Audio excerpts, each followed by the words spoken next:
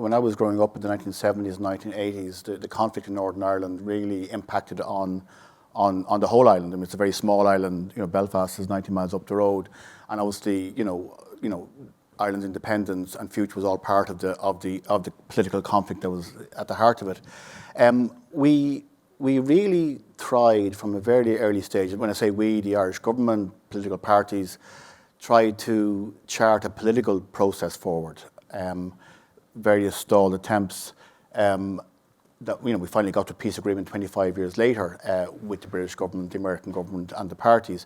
But it took a long time. But one of the first moments that I remember in terms of deliberative democracy was the New Ireland Forum in 1983-84, when the conflict in Northern Ireland was really at its most vicious.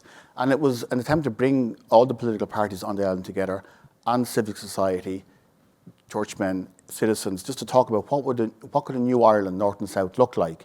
And it was in a sense to look at, okay, every party and community has its own views of what that might look like, but could we just actually engage in debate and consultation? And that was the first real stepping into that kind of deliberative forum space. And we used it again in 94, 97 when we were getting the peace process really, really going.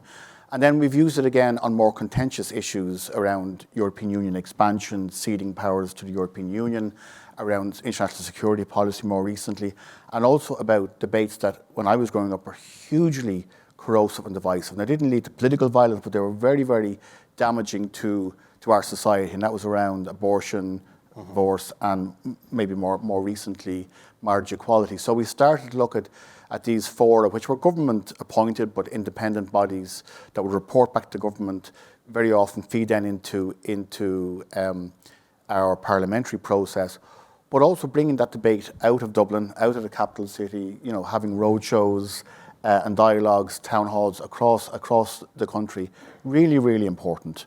It was, when we moved into the citizen assemblies, that was a new step. That was a development of that process, drawing on the work that Ian and his colleagues did.